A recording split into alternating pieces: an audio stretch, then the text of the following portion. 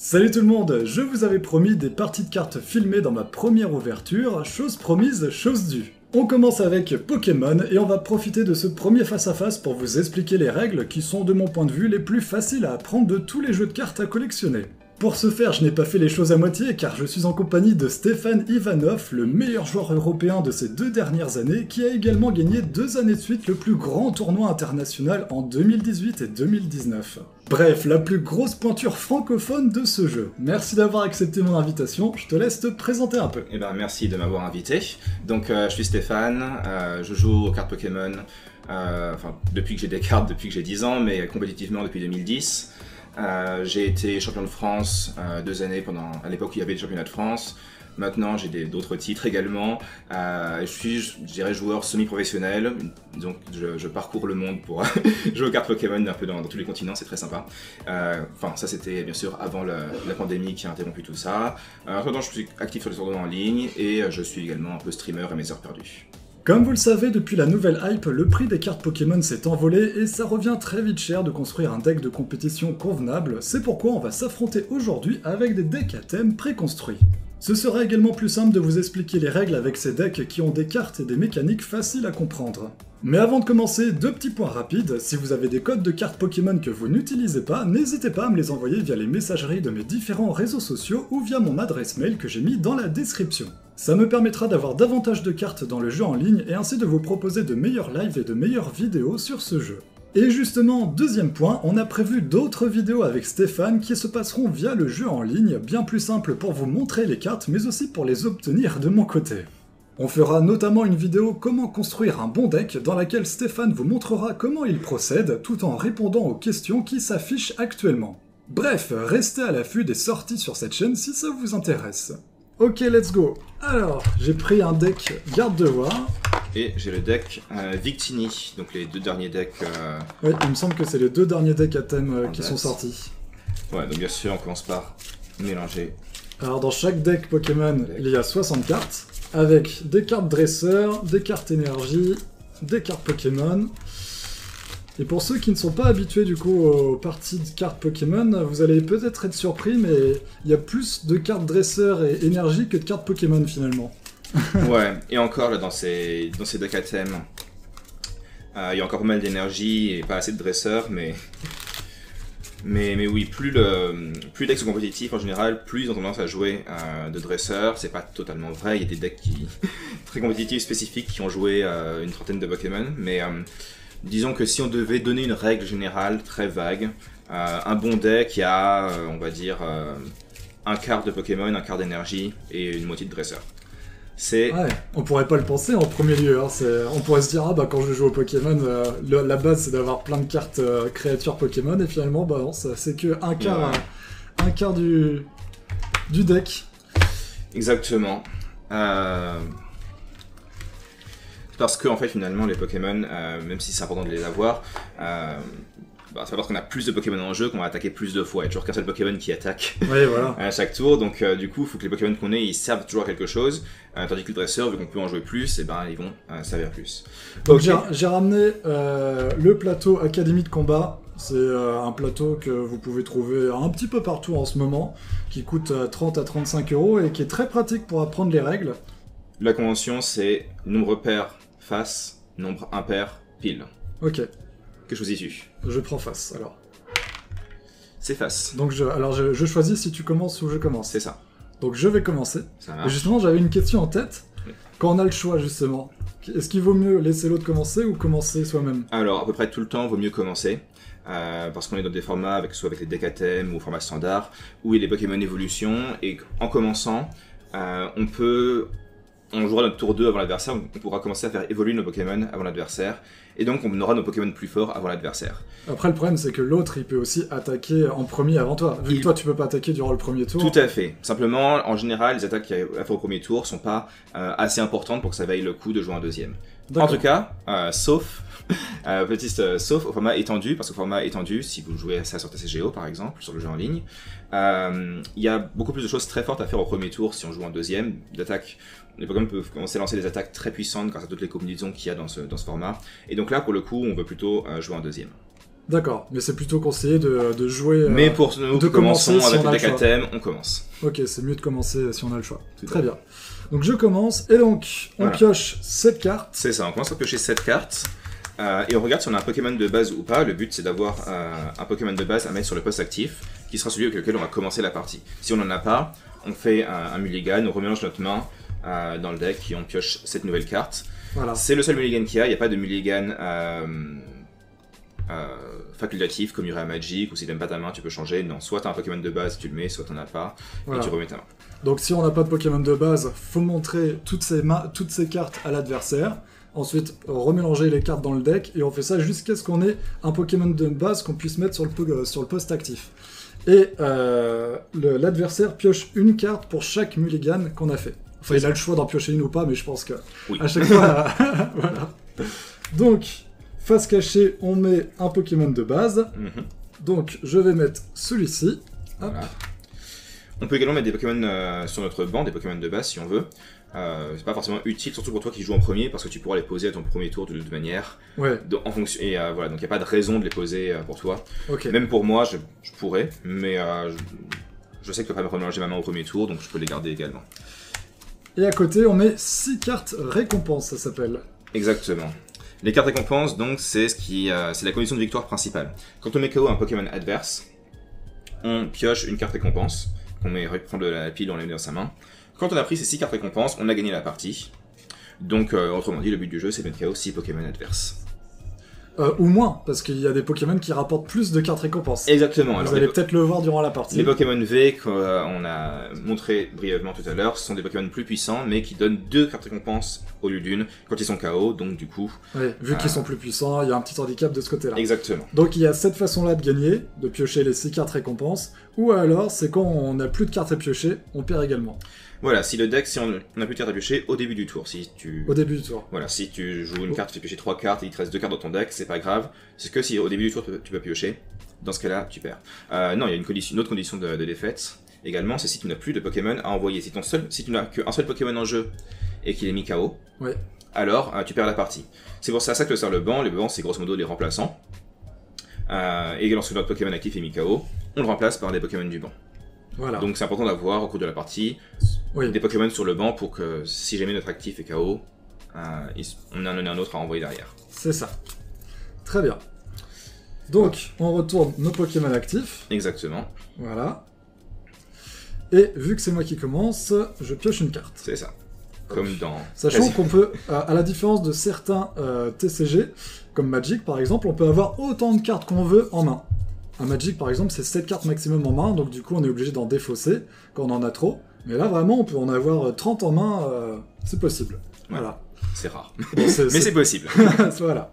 Donc, j'ai un autre Pokémon de base que je mets sur le banc. Comme vous pouvez le voir, on peut en mettre 1, 2, 3, 4, 5 Pokémon sur le banc. Donc ça fait 6 Pokémon en tout, comme dans le jeu Pokémon avec les Pokéballs, finalement. Exact. Voilà.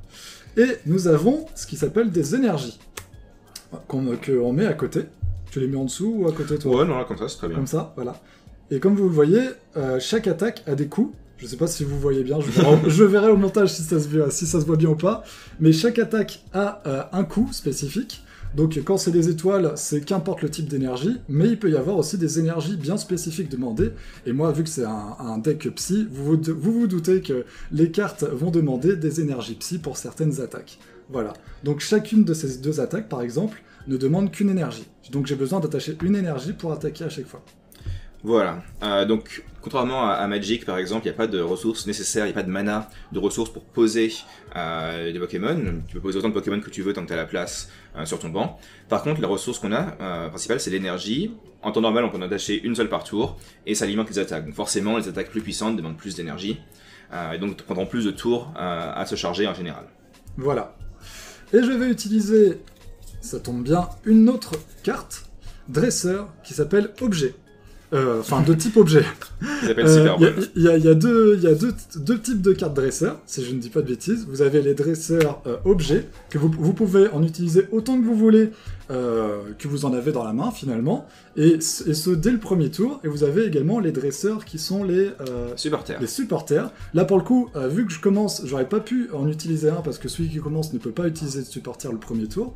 Mais sinon, vous pouvez utiliser une supporter par tour. Ouais. Voilà, elles sont un peu plus puissantes que les objets, donc c'est qu'une par tour. Donc il faut bien choisir si vous avez plusieurs supporters aux mains. Voilà, typiquement les supporters, pardon, ont des effets de pioche plus puissants, mais c'est limité à un par tour. Il y a un truc aussi à mentionner, tu m'as dit il y a 2 types de dresseurs, non il y en a 3. Il y a également les stades. Ah oui. Les stades, ils restent en jeu. Il peut y avoir un seul stade en jeu à tout moment. Et ils ont des effets qui s'appliquent aux 2 joueurs, donc des choses comme les Pokémon infligent 10 dégâts de plus ou 10 dégâts de moins, ou Ouais. une fois par tour un joueur peut faire ça, etc.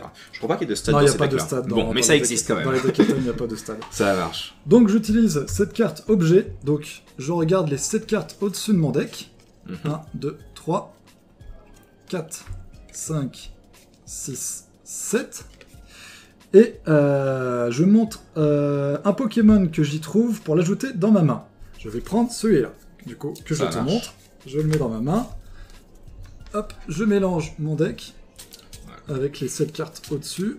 Hop, je te laisse couper. Et la pile de défausse qui est juste en bas du deck. Voilà, la pile de défausse que vous pouvez regarder à tout moment, même celle de votre adversaire, pour justement savoir qu'est-ce qui lui reste, hein, finalement. Voilà. Donc, ça me permet de poser ce Pokémon de base, à savoir que pour faire évoluer des Pokémon, vous ne pouvez les faire évoluer que au tour d'après que vous avez posé votre Pokémon de base. Voilà, c'est important. Sinon, ça va un peu trop vite, finalement. Les évolutions sont plus fortes, mais pareil, ça met du temps à évoluer. Donc pour un Pokémon niveau 1, il faudra un tour de plus. Pour un Pokémon niveau 2, il faudra 2 tours de plus. Voilà. C'est comme ça que les forces s'équilibrent. Et donc, dernière étape, c'est l'attaque. Une fois que vous avez attaqué, c'est la fin de votre tour, vraiment. Vous pouvez rien faire d'autre après. Donc, je peux utiliser l'une des 2 attaques, celle qui me convient, et j'utilise attaque rapide qui inflige 30 de dégâts aux Pokémon actifs. Sauf que non, parce que c'est le premier tour, Ah oui. et que tu peux pas attaquer à ton premier tour. Et ben j'ai fait exprès de faire cette erreur. Exact. Non, pas du tout. Non, arrête, je vais leur dire. J'avais clairement zappé, j'étais complètement dans le truc. Je comprends. Voilà. Donc ça a des petits mauvais côtés de commencer, comme vous le voyez, vous pouvez pas attaquer, mais comme tu le dis, apparemment c'est quand même finalement mieux de commencer. Pour d'autres raisons. Voilà. Donc à toi. Donc tu passes un tour, donc à moi, je pioche. Ok. Alors, j'ai une main un peu particulière. Je montre à la caméra ma main. Parce qu'en fait, j'ai une main avec des bonnes cartes, mais j'ai pas d'énergie. Donc, je vais poser Victinivé. Ah, la fameuse carte V. Voilà, donc c'est un Pokémon de base, comme les V en général sont des Pokémon de base, qui est fort. Vous voyez qu'il a 190 points de vie au lieu des 70 ou 80 des Pokémon qu'on a, ou 90 qu'on a en jeu. Mais encore une fois, quand il sera mis KO, tu prendras 2 cartes récompenses. Donc c'est risqué, faut pas que j'utilise faut bien que je l'utilise. Oui, je sais pas si on l'a précisé, hein, mais on peut poser que des cartes Pokémon de base en premier lieu sur le banc. Si vous avez des évolutions, vous pouvez pas les poser direct. Oui, si vous voulez votre Dracofeu, faut qu'on commence par étincer à la mèche. D'où la force de ces cartes-là, qui sont des Pokémon de base, donc direct vous pouvez le poser tour 1, et ils ont pas mal de puissance. Exact. Je vais également poser un Chachidou. Et ensuite, je vais jouer mon supporter du tour, qui va être Recherche Professorale. Donc ça fait quoi ça fait je défausse ma main et je pioche cette carte. Parfois il y a même des cartes supporters, tu remélanges ta main avec ton deck, donc elles sont même pas dans la défausse finalement. Exactement. Ce qui est encore mieux. C'est discutable. Bon, d'accord. C'est parce que ça fait piocher moins de cartes et que parfois en fait t'as juste envie de te débarrasser des cartes pour pas les piocher, tu vois, de se dire je cherche, je gagne la partie si je trouve telle carte. Du coup les cartes qui sont pas celles que tu veux, tu préfères qu'elles soient virées plutôt que d'avoir une chance de les piocher. Ça arrive vu comme ça. Je vais poser un Flambino. Je vais attacher une énergie du tour à Pijako et je vais utiliser sa première attaque, Rendez-vous mineur, qui permet de chercher dans mon deck jusqu'à 2 cartes énergie de base et les mettre dans ma main. Ah, pas mal. Quand t'es en manque d'énergie. Donc voilà, ça permet de s'assurer qu'on n'a pas manque d'énergie. Au passage, t'as mentionné que il y avait des decks qui jouent très peu d'énergie parfois, tout à l'heure, et effectivement une raison pour laquelle on ne joue pas beaucoup d'énergie à Pokémon comparé au terrain à Magic par exemple, c'est que quand on pioche beaucoup avec des cartes comme ça ou avec d'autres effets, on arrive souvent à avoir au moins une énergie par tour, et c'est tout ce qu'il nous faut, puisqu'en général, on attache une seule énergie par tour.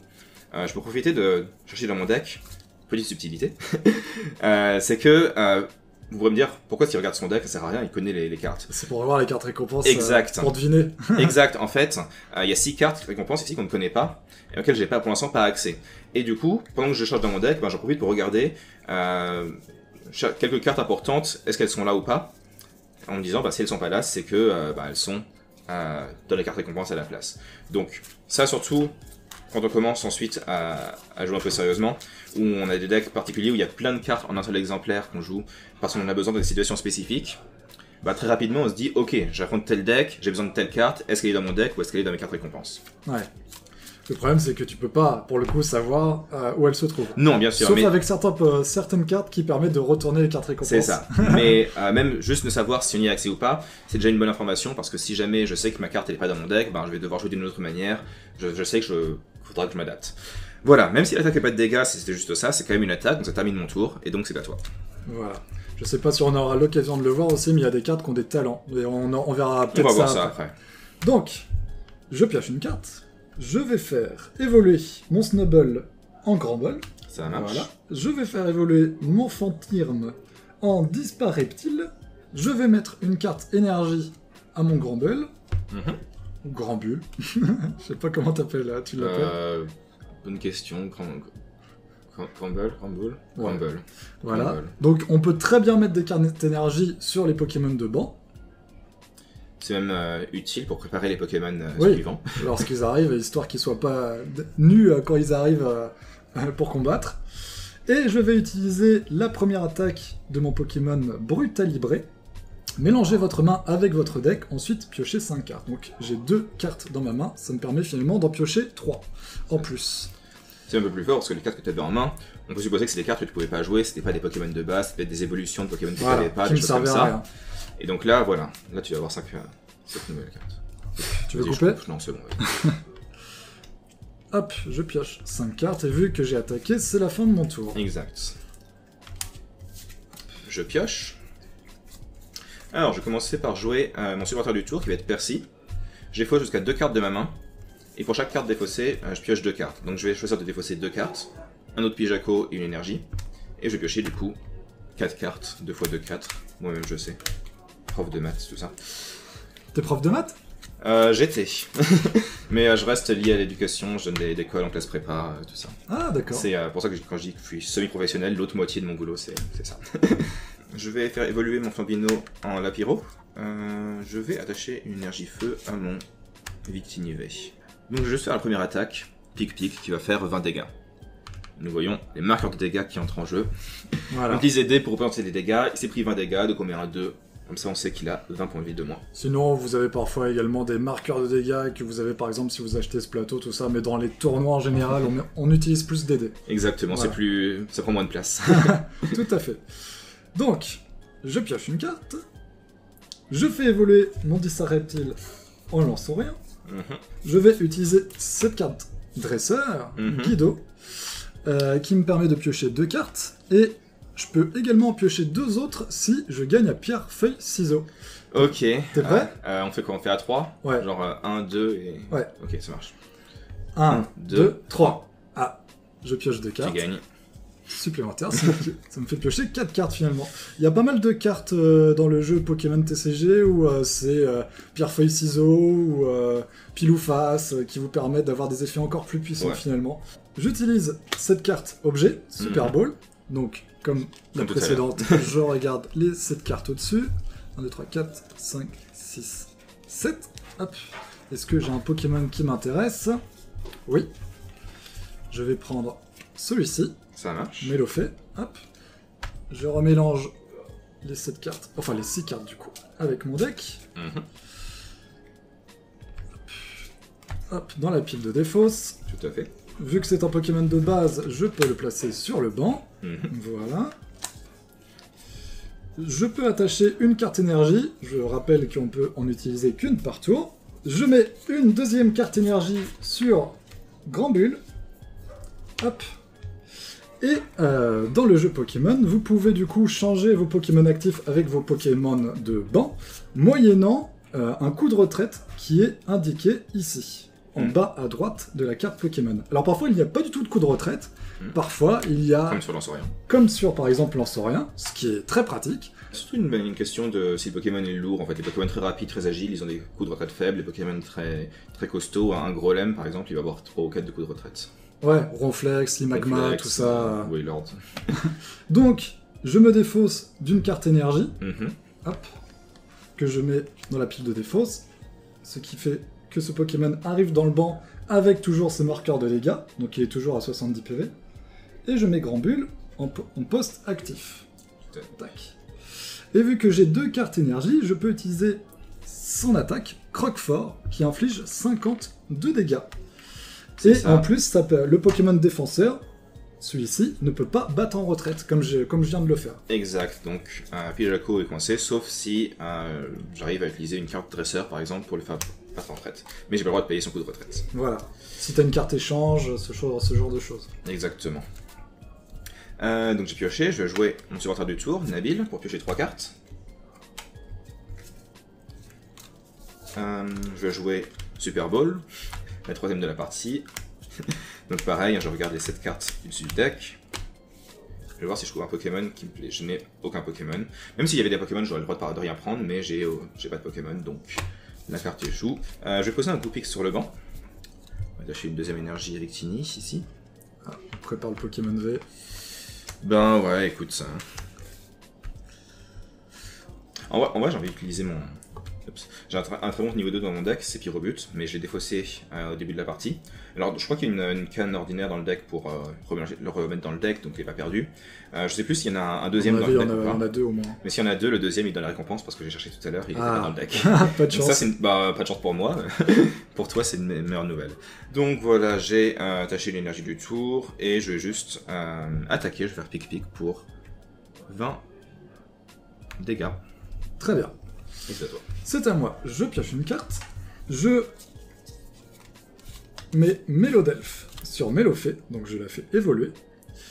Et ça me permet en même temps d'utiliser son talent. Une fois pendant votre tour, si de l'énergie psy est attachée à votre Pokémon actif, vous pouvez soigner 20 dégâts de ce Pokémon et il guérit d'un état spécial. Donc hop, pile poil en plus, j'avais 20 dégâts. J'enlève les marqueurs. Je mets une carte énergie pour Lanceurien. Ça me sert à rien finalement pour l'instant de mettre une 3ème carte énergie pour avoir l'attaque plus puissante parce que j'ai juste besoin de 50 de dégâts pour le mettre KO. Bien vu. Et puis en plus, si mon Pokémon est mis KO au prochain tour, et ben, j'aurais perdu 3 énergies au lieu de 2. Donc finalement, toujours mieux comme ça. Et puis comme ça, si lui il arrive en poste actif au prochain tour, je pourrais utiliser son attaque juste après en mettant une énergie en plus. Je vais utiliser cette carte dresseur. Piochez 2 cartes. Si au moins l'un de vos Pokémon a été mis KO pendant le dernier tour de votre adversaire, piochez 2 cartes supplémentaires. Donc je n'en pioche que 2. Tout à fait. Hop.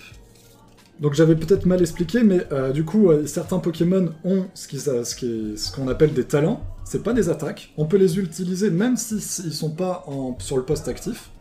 Et il ne requiert pas d'énergie pour être utilisé. Voilà, et ça finit pas le tour non plus, c'est juste un... Voilà, vous pouvez l'utiliser quand vous voulez avant votre attaque.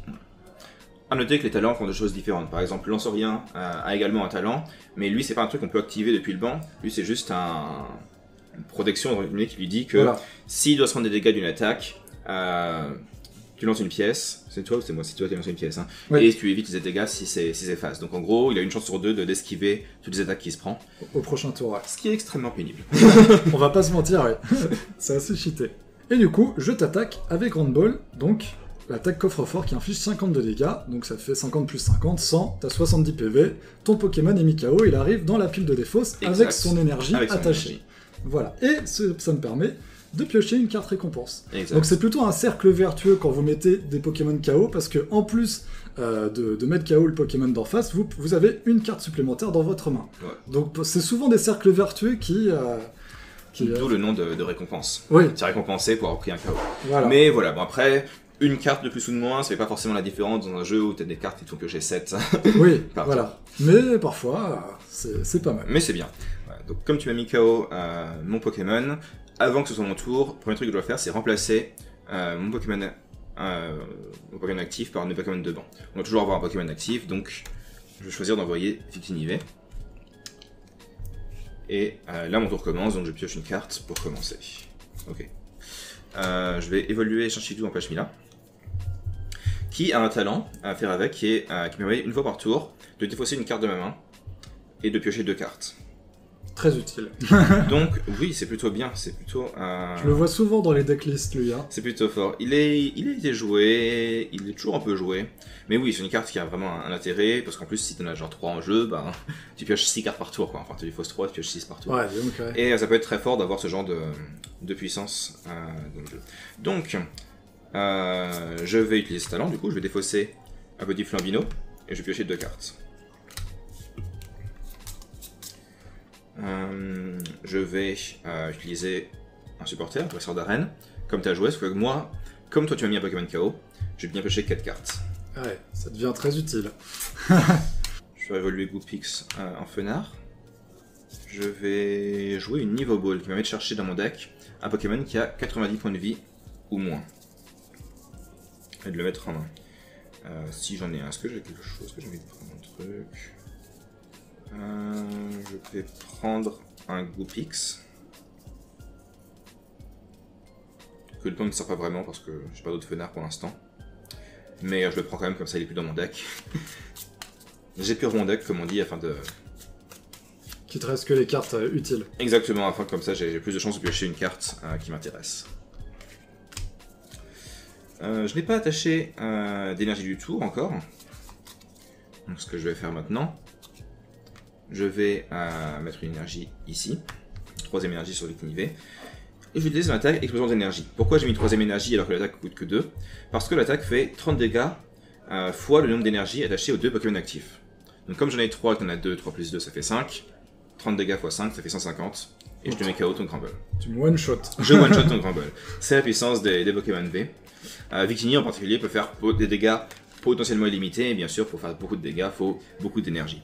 Je te mets KO, je prends une carte récompense, et toi tu envoies un de tes Pokémon en actif. Je mets Lance-Saurien du coup. Ça marche. En Pokémon actif. Et je pioche une carte. Je vais utiliser la carte Supporter Nabil, qui me permet de piocher 3 cartes. Hop. Donc je mets une deuxième carte énergie à Lance-Saurien. Bon, le problème c'est que du coup, à la prochaine attaque de nouveau, t'as 150 de dégâts, finalement. Mais il y a ton talent qui peut te sauver. Ouais, donc c'est qui tout double là. C'est un peu le côté que j'aime pas forcément Pokémon, c'est très basé sur la chance. Alors voilà, donc bien sûr, quand on joue compétitivement, on essaye de limiter l'impact de la chance. C'est vrai qu'on n'a pas envie de jouer un deck en mode bon bah si je fais que des faces ça va bien se passer, mais si je fais que des piles je vais tout perdre parce que bah on a envie de contrôler le destin, on n'a pas envie de jouer ça au hasard. C'est pour ça que des cartes avec des pouvoirs comme ça, on évite de compter dessus, on essaie de voir les cartes avec des piles ou faces plus comme des bonus, ou alors on les joue seulement si l'effet est tellement fort quand on fait face qu'on peut accepter de faire pile parfois. Mais... Donc pour construire un bon deck, tu conseilles d'utiliser le moins possible de cartes basées sur la chance. Ouais, exactement. On essaye vraiment Voilà, par exemple, il y a une carte objet qui s'appelle Pokéball, qui dit lancer une pièce, si c'est face, vous cherchez un Pokémon dans votre deck. Si c'est pile, ça fait rien. Ouais. Et voilà, une carte comme ça, bah, il y a une chance sur 2 qu'elle sera... Si ça fait face, c'est super fort, hein, c'est une très bonne carte de recherche. Mais si ça fait pile, ça sert à rien du tout. T'as perdu une carte dans ton deck. Et t'as perdu une carte, prendre de la place pour rien, quoi. Voilà, et du coup, plutôt que de jouer une carte comme ça, bah, on préférera jouer une carte comme Niveau Ball, qui va pas chercher n'importe quoi, mais qui est adaptée au deck, en se disant, bah, si je l'ai, bah, je sais que je pourrais chercher un truc avec. Ou Rapid Ball. Permet de défausser une carte de la main, d'aller chercher un Pokémon de base dans le deck, ou d'accord, il y a un coup où je dépose une carte, mais je sais que ça marchera toujours, que je pourrai toujours chercher un Pokémon. Eh bien, je vais utiliser son attaque en tease, et ça me permet en plus de placer 3 marqueurs de dégâts sur les Pokémon de ton banc, comme il me plaît. Voilà. Donc en gros, 32 dégâts. Voilà. Tu mets 1 ou 3, ou comme tu veux. Je vais en placer 3 à lui. 3 à Pashmila, ça marche. Et c'est à toi, et du coup, prochaine attaque, faudra faire un pile ou face pour voir si j'évite ou pas. C'est ça, et ça risque d'être... Je pense que la partie se joue là-dessus, clairement. Honnêtement, je réfléchis tout à l'heure, je me dis, il y a des chances que ça se joue à ça. Si c'est face, je gagne la partie, si c'est pile, tu perds, j'ai l'impression, non? Enfin, quoi que, après, rien n'est joué encore. À voir, peut-être que ça peut faire marcher différemment. Bref, j'ai pas fait le talent de Pashmila. Comme c'est une fois par tour, je vais le faire, je vais défausser Shinshidou, et je vais piocher 2 cartes.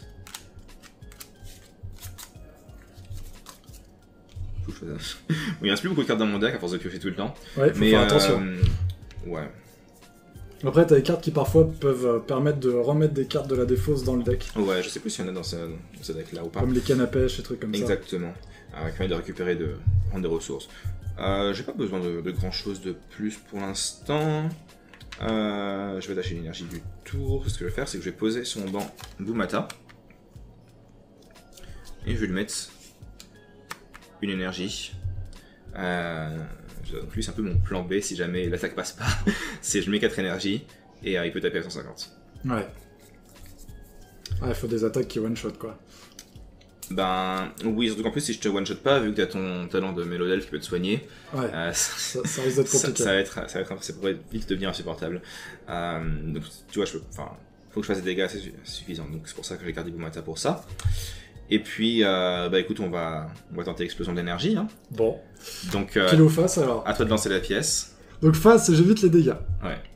C'est stressant. Hein. T'as vu? Non. Enfin, ça a bougé le truc, il y avait 100 même. Oh non. Ouais, donc là, il est KO. Je suis sûr que ça se jouait là-dessus. J'étais pas perdu si ça faisait face, mais j'étais pas en bonne position. Je prends une carte récompense. Hop, bah je mets celui-là. Hein. Ça marche. Bon. Je vous le cache pas que c'est compliqué. Ouais, donc là, il va falloir que tu ressortes rapidement un autre attaquant. Alors, je vais utiliser cette carte objet. Je regarde dans mon deck un Pokémon avec 90 PV ou moins. Je vais prendre celui-ci. Hop, ça va à la défausse. Je remélange le deck. Tac. Hop, je la mets direct sur le banc. Ensuite, j'utilise une carte objet en 100 d'évolution. Ouais. Ça me permet de chercher un Pokémon évolutif n'importe lequel dans mon deck. Tout à fait. Je prends celle-ci. Son niveau 1. Hop. Que je mets dans la main. Hop, ça va ici. J'utilise une énergie sur Fantirm. Et c'est à toi, vu que j'ai pas d'énergie sur mon Pokémon actif. Voilà. Ok. Donc, éventuellement, un petit conseil que je pourrais te donner. Tu vois, tu ajoutes une énergie d'évolution pour chercher un Pokémon que tu peux pas encore jouer. Ouais. En général, c'est mieux d'attendre de jouer la carte seulement quand tu vas pouvoir jouer le Pokémon. Parce que, supposons qu'au prochain tour, tu pioches le Dispareptile que tu allais chercher, tu pourrais garder ton encens pour aller chercher une autre carte, genre le niveau 2 si tu l'as pas encore en main. Et aussi, souvent dans le jeu, il y a des cartes qui permettent de remélanger la main adverse dans son deck. Ouais. Des choses comme Rosemary, bon, qu'il n'y a pas dans ces decks-là. Mais voilà, en général, en fait, on évite parce que si jamais je prends une carte quand je peux pas me servir, et qu'ensuite, au tour suivant, l'adversaire me la fait remélanger dans mon deck, bah, j'ai joué une carte objet pour rien. J'ai pioché ma carte du début de tour, je vais encore une fois faire le talent de Pashmila, je dévoie une énergie feu. Je vais attacher une énergie ici. La première attaque de Victini me permet de récupérer 3 énergies feu de ma défausse, j'en ai 3, et de les attacher comme je veux sur mes Pokémon. Et du coup, je pourrais prendre un tour pour juste les attacher et préparer mes Pokémon suivants. Mais de l'autre côté, vu que Victini V n'est pas menacé, je peux aussi continuer à attacher des énergies de ma main et prendre des KO, et je pense qu'en fait là c'est juste plus fort. Donc je fais explosion d'énergie, comme j'ai 3 énergies et toi 0, ça fait 90, et donc tu es KO. Ok. Je prends une carte récompense. Je mets Mélodelph en actif. Je pioche, je fais évoluer mon Fantirm en Dispareptile. Dispareptile. Je vais utiliser mon Guido. Donc je pioche 2 cartes. Hop. Et pierre, feuille, ciseaux. Ah oui. 1, 2, 3. 1, 2, 3. Je gagne. Donc j'en pioche que 2. J'en pioche que 2. Je mets une énergie sur Dispareptile. Et c'est à toi. Très bien, donc je pioche. J'ai pioché mon deuxième pire au but dans la récompense, donc je peux évoluer. Celui qui me manquait, que je voulais avoir au plus vite, donc ça c'est une bonne chose. Vraiment foutu. Pour moi. Ben ça dépend, si tu fais que des faces avec ton lance-orient, tu peux encore gagner, parce que... Il y a intérêt, ouais. Je vais poser un Goopix. Je vais faire le talent, je vais poser Goopix, je vais piocher 2 cartes. Ouais, le prochain tour, tu te retrouves avec de nouveau un Pokémon qui fait 150 à chaque fois, quoi. Ouais. Ah non, parce qu'il faut que tu défausses 2 énergies. Ouais. Mais c'est pour ça, ce que je vais faire, c'est que je vais faire la première attaque. Je vais faire flamme rampante et je vais attacher, du coup, 3 énergies feu de ma défausse avec Pokémon. Ce que je me dis, c'est que je peux attacher l'énergie ici et te mettre KO Mélodelph, mais ça m'intéresse pas particulièrement parce que je préfère être sûr que mes attaquants suivants sont prêts parce que Mélodelph, je m'en fiche. Ce que je veux, c'est mettre KO lui au plus vite et ne pas avoir le plus de chances possible de mettre KO Lanceorien quand il va arriver. Donc je vais choisir de mettre une énergie ici. Et 2 énergies sur Pyrobut. À toi. Ça semble bien vide mon terrain comparé au tien. Ouais. Après, tu vois, avoir plein de Pokémon, c'est pas forcément enfin, faut que les Pokémon soient utiles. Là, tu vois, Fenard et Goupix, ils servent à rien, ils ont pas de talent, ils servent en tant qu'attaquant. Mais genre, Fenard, c'est l'attaquant numéro 4 derrière lui et lui. Ouais. Et lui. Donc, s'il sert, c'est dans très longtemps. Et honnêtement, 70 dégâts, ça va pas le faire contre ton Lanceorien. Bon, je fais évoluer. J'utilise une énergie pour un Mélodelph, simplement pour la faire battre en retraite. Donc je la défausse tout de suite après finalement. Tout à fait. Je la mets là. J'utilise la carte dresseur Sonia qui me permet d'aller chercher soit 2 énergies, soit 2 Pokémon de base. Et bien sûr, je vais prendre la carte V, enfin, et je vais prendre un Mélofée. Ça marche. Je mélange le deck, hop. Du coup, tac, ça me permet de les mettre tout de suite sur le banc. Et j'utilise l'attaque Antise, qui inflige 120 de dégâts. Ouais, je suis KO. Donc t'es KO, et ça me permet également de mettre 3 de dégâts à l'un de tes Pokémon de banc. Ou même, tu peux même les répartir. Ouais, ou les répartir, mais j'en mets 3 à lui. Ça marche. Donc celui fait 6. Ok. Bon, encore une fois, ça fait jouer au pile ou face. Victini est KO, donc il prend 2 cartes récompenses. Oui, en plus. Voilà. Ça, c'est Donc important. finalement, on est à égalité. Pour l'instant, on est à égalité. En termes de cartes récompenses. Voilà. Attention, le gros bulldozer arrive. On va envoyer Gomata, ce qui fait pile assez. Je vais piocher une carte. Je vais envoyer je vais poser Fenard. Alors je vais attacher une énergie de plus ici à Gomata parce que puisque tu as pas mis de marqueur de dégâts sur lui, il va survivre une attaque antise. Donc je préfère avoir d'énergie pour potentiellement attaquer pour suivre. Ouais, genre, j'y ai pas pensé à ça. Ah, j'ai mal joué sur ce coup-là. Bah après, mettre KO Bashmila, ça se tient aussi de mettre KO plus vite comme ça. Donc, parce que j'aurais dû mettre un marqueur de dégâts sur lui ouais, pour faire 120 plus le poil. ça peut être bien. Bon, après, c'est pas dit que je survive de toute façon. Donc, Ça, c'est vrai aussi. On va faire Danse Flamme, je défausse 2 énergies et puis. donc c'est une attaque où à chaque fois que tu attaques, il faut défausser 2 énergies. C'est ça, Voilà. c'est fort, mais ça coûte des ressources. C'est pour ça que je mets une énergie de plus, c'est comme ça, s'il survit, je peux remettre une énergie, en avoir de nouveau 4 et réattaquer. Voilà, donc l'attaque est faite, maintenant tu me dis si les dégâts sont esquivés ou pas. Allez là, au moins une fois sur 2. Non, mais c'est pas possible ça. C'est ça être un pro Pokémon, tu vois.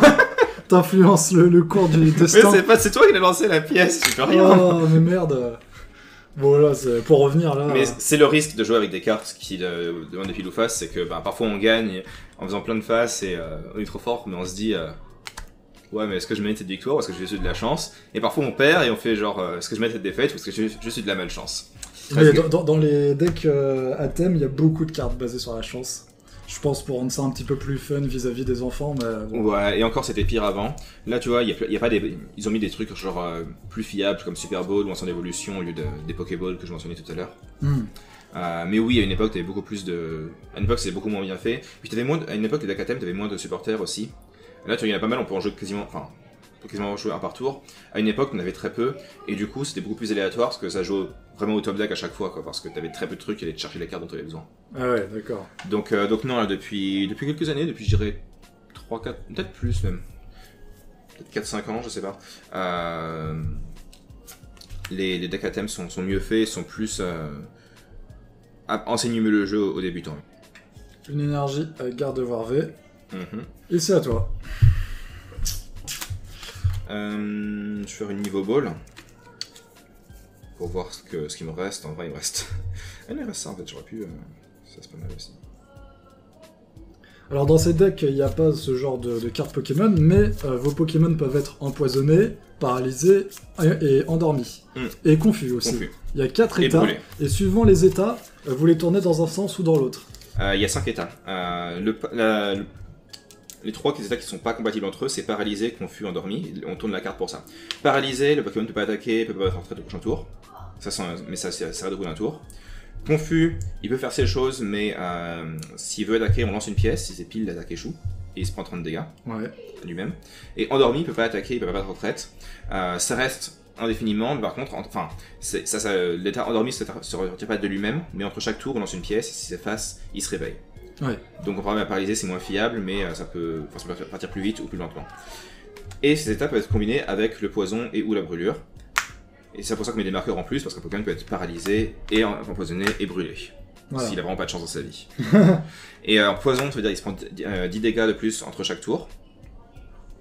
Et brûlé, c'est il se prend 20 dégâts entre chaque tour, mais après c'est pris les 20 dégâts, on lance une pièce, si c'est face, il est plus brûlé. Sachant qu'il y a des Pokémon qui empoisonnent et leur marqueur poison, à la place de faire 10 dégâts, peuvent parfois en faire 30. Voilà, des choses comme ou 100. ça existe, mais c'est spécifique. Voilà, il y a des poisons plus forts, mais le poison de base, c'est juste un marqueur entre chaque tour, c'est-à-dire 10 dégâts. En général, c'est bien expliqué sur les cartes. On va jouer Nabil pour piocher 3 cartes. Donc là, ce que je me dis, c'est que j'ai pas envie de dépenser plein d'énergie pour mettre KO un pauvre Melofeu à 60 points de vie. Donc, je vais passer à un autre attaquant. Et comme j'ai pas envie de payer le coup de retraite de 3 de mon bon état, je vais jouer une carte objet échange. Qui permet de échanger mon Pokémon actif avec un Pokémon de banc. Ça compte pas comme battre en retraite, donc je défausse pas mes énergies. Et ça me permettrait de battre en retraite, même si mon Pokémon était par exemple endormi ou paralysé. Parce que c'est pas qu'il bat en retraite, c'est moi qui l'échange, qui dit toi tu reviens et j'envoie machin. D'ailleurs, ça me fait penser, vous pouvez avoir des états empoisonnés, paralysés, tout ça. Si vous faites évoluer le Pokémon en question, ça enlève les états. Tout à fait. Et s'il revient sur le banc également, ça retire les états. Donc je vais envoyer mon Pyrobut. Et Pyrobut, il a un talent qui dit que quand il se déplace du banc vers le poste actif, je peux récupérer 2 énergies feu de ma défausse et lui attacher. Donc comme c'est le cas ici, je récupère 2 énergies. Et je lui mets. Du coup, je n'ai pas besoin de lui attacher une énergie du tour. Ce qui veut dire que je vais pouvoir utiliser mon énergie du tour pour attacher Abumata ici. Ça en fait des énergies. Ben ouais, les decks feu, c'est pas tous pareil, hein, mais le type feu, quand même pas mal, a une tendance à pas mal manipuler l'énergie, avoir des trucs qui remettent des énergies en jeu, etc. Donc c'est pas rare d'avoir des decks avec des Pokémon feu où tu as pas mal d'énergie en jeu, voire des attaques qui font des dégâts en fonction du nombre d'énergie, comme Victinivé par exemple. Des choses comme ça. D'ailleurs, ça me fait penser, là on parle du coup de deck feu. Comme vous le voyez, chaque Pokémon, comme dans le jeu vidéo, a un type particulier, et comme dans le jeu vidéo, ces Pokémon ont des faiblesses et des résistances. Donc par exemple, typiquement, les Pokémon feu, comme dans le jeu vidéo, ils ont une faiblesse pour les attaques eau. Si mon Pokémon était de type eau, chaque attaque serait multipliée par 2. Chaque dégât d'attaque serait multiplié par 2. Donc c'est pas rien. C'est vraiment pas rien. C'est pas rien du tout. Faut faire en sorte à chaque fois de pas avoir un Pokémon actif ou qui a la faiblesse face au Pokémon de l'autre qui est actif. Exactement, parce que clairement ça peut faire qu'un Pokémon est KO en une attaque au lieu de 2, et donc ça fait gagner un tour, et donc c'est des avantages majeurs. Donc oui, faire attention au type, c'est important. Voilà. Et ils ont également des résistances, donc là c'est pas divisé par 2, mais en général c'est moins 20, moins 30, suivant, par exemple une attaque qui fait 90, on fait moins 30, et voilà. Par exemple, on se regarde résistance combat, voilà, donc il se prend 30 dégâts de moins des attaques des Pokémon de combat. C'est ça. Ce qu'il faut. Donc il faut jouer également en ayant ça en tête. Voilà. Et en général, faut mieux pas mettre un Pokémon feu si moi j'ai un Pokémon eau ou des choses comme ça. Et puis bien sûr, ça encore une fois c'est de la chance. Si vous avez monté un deck avec que des Pokémon feu et que vous tombez contre un mec qui a que un deck eau, voilà. Mais justement, ce qui est intéressant, c'est que c'est quelque chose auquel on peut penser pendant la construction de deck, c'est-à-dire se dire ah tiens là tous mes Pokémon de mon deck ils ont la même faiblesse. C'est risqué du coup si je tombe contre un type qui va pas. Du coup, je vais peut-être ajouter un attaquant secondaire qui aura une faiblesse différente, comme ça permet de parer à certaines situations. C'est pas forcément valable pour tous les decks, etc. Mais parfois, c'est des choses auxquelles on peut penser. Je vais utiliser l'attaque de Pyrobut, but enflammé, 190 dégâts, et je dois dépenser 2 énergies. 190, c'est bien plus qu'assez pour mettre KO ton Melofeu, et donc je prends mon avant-dernière récompense. Et je vais mettre mon Pokémon V. Ah de toute façon là, si t'envoies un autre Pokémon, il va te mettre KO très facilement, donc... Et puis au moins, le fait que tu pioches 2 cartes ou pas, ça ne change plus grand chose. Exactement, et ça pour le mine de rien, c'est une très bonne remarque, parce que c'est un truc qui intervient à haut niveau, c'est un truc auquel on peut penser. Par exemple, il y a des decks qui vont jouer que des Pokémon, on pourrait imaginer un deck qui joue que des Pokémon V, sauf un Pokémon non V, un autre attaquant qui donne une seule récompense. Et comme ça, même si ce Pokémon est mis KO, ben, le fait d'avoir pris une récompense, ça n'empêche qu'il faudra quand même mettre KO 3 Pokémon V derrière pour gagner. Ah oui, oui, oui. Voilà, c'est un peu le piège des 7 récompenses, parce que tu forces l'adversaire à avoir une partie des 7, où il piège 7 récompenses au lieu de 6, Ouais. en mettant KO ton petit Pokémon. Donc, sinon, voilà. si on a qu'un Pokémon V, c'est mieux peut-être le mettre à la fin quand il reste plus qu'une carte. Voilà, mais tu vois que moi, par exemple, j'étais obligé de t'attaquer avec Victini, parce que sinon ton Grand Bull, il faisait un ravage Ouais. dans tout ça, donc j'étais obligé de passer l'attaque avec Victini dès le début de la partie. Bon, je pioche une carte. Je vais utiliser Encens d'évolution. Je vais chercher un Pokémon évolutif. Tac. Je vais prendre Grand Bull. Hop. Je le fais évoluer. Je mets une carte énergie à Gardevoir V. Et j'utilise Coup Magique qui t'inflige 30 de dégâts. Ça marche. Alors, donc ta deuxième attaque fait 120 plus 80. Si ce Pokémon a été soigné pendant ce tour, Pendant cette ce tour. attaque affiche 80 Voilà. dégâts supplémentaires. Et bien Donc en sûr, gros, avec le talent de avec Mélodelph, Mélodelph, ça le fait. tu vas pouvoir le faire. Donc, je vais me préparer à ça. Donc, je vais attacher à Fenard ici. Je vais pas attaquer avec Pyrobut. Je vais battre en retraite Pyrobut. Pour une seule énergie. Parce que c'est un Pokémon. C'est un lapin, il saute partout. Il a pas un gros coup de retraite. C'est pas comme Boomata qui a une grosse tortue. Il veut une fable de la fontaine avec ses Pokémon. C'est vrai, le lapin et la tortue. Ouais. Donc, je vais encore faire le talent de Pachmila tant qu'à faire, pourquoi pas. Je vais défausser un Flambino. Je pense que la partie dure pas 3 tours de plus. Tu vois, ça me permet aussi de faire ça, ça me permet de jouer Travis, qui permet d'attacher une carte énergie de base de la main à mes Pokémon dedans. Donc finalement, une de plus par tour. Donc voilà, avec bon, c'est un supporter, donc si je joue ça, ça veut dire que je joue pas une carte qui me fait piocher. Mais ça me permet d'avoir plus d'énergie en jeu. Et du coup, je vais faire l'attaque des Gumata. 150. 150, donc ce qui est beaucoup, mais ce qui est pas assez. Parce que ton Pokémon a 210 points de vie. Et je dois toujours défausser 2 énergies. Très bien. Je pioche une carte. Tu pioches une carte. Je vais utiliser le talent de Mélodelph. Bien sûr. Donc ça en soigne 20. Alors, je mets une troisième énergie. Juste pour le beau jeu, tiens, juste pour vous, parce que là c'est fini, au prochain tour je suis mort. Mais voici par exemple une autre carte objet, potion. Comme dans le jeu vidéo, voilà, ça permet de soigner des dégâts. Donc je soigne 32 dégâts à mon Pokémon. Hop. J'aurais pu utiliser des cartes échange. J'aurais pu utiliser cette carte supporter, défausser votre main et en piocher 7. Mais là, de toute façon, quoi que j'ai dans ma main et quoi que je fasse, c'est fini. Vu que j'ai utilisé le talent de Mélodelph et en plus, vu que j'ai utilisé potion, j'ai soigné durant ce tour, donc je peux utiliser l'attaque de mon Pokémon avec son effet supplémentaire, ce qui me permet d'avoir 80 dégâts en plus des 120, donc ça fait 200. Est-ce que j'ai bon, monsieur le prof de maths? Correct. C'est ça, et 200 bien sûr c'est... Voilà, donc je mets mes KO KO. et je pioche une carte récompense. Et donc moi je vais envoyer Fenard. Je vais piocher. Je vais battre en retraite Fenard pour mettre Pyrobut.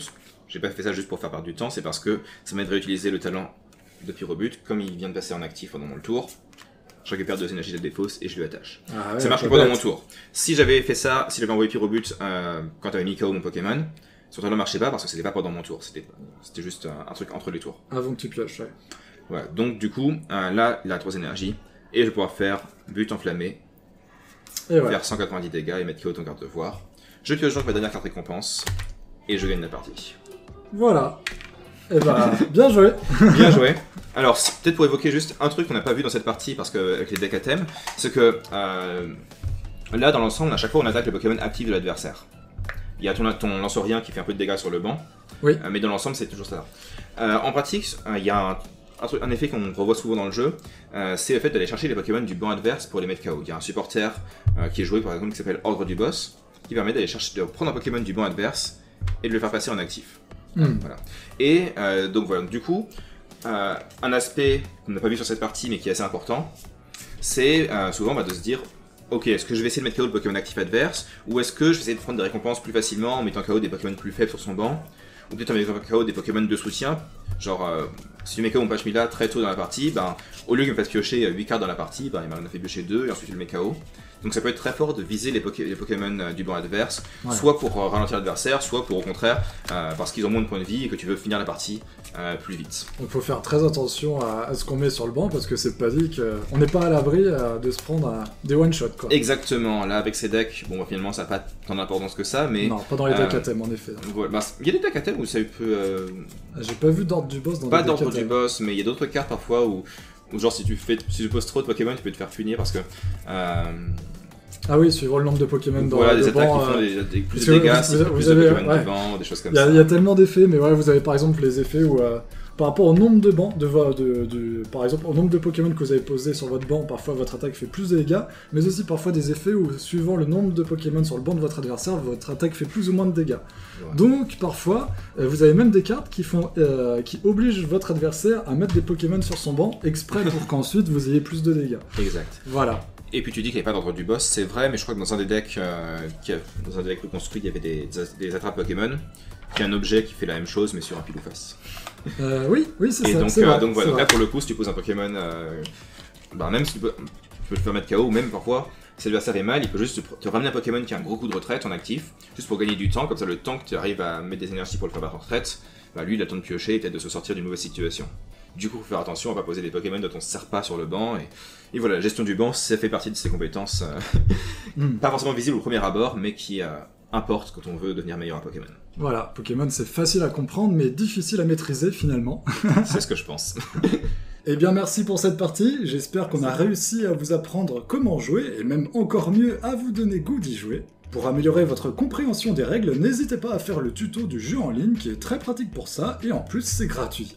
Je remercie la boutique Troll de Jeux située à Paris qui nous a prêté leurs locaux pour ce tournage en privatisant cet espace. N'hésitez pas à aller faire un tour sur leur site en ligne avec le lien dans la description pour profiter des moins 10% avec le code ABSOL10. Merci à toi pour ta participation. Merci. Je vous mets les liens de sa chaîne Twitch et YouTube dans la description. N'hésitez pas à m'envoyer vos codes Pokémon non utilisés. Et moi je vous dis à très bientôt pour de futures vidéos sur Pokémon et Magic. Salut tout le monde!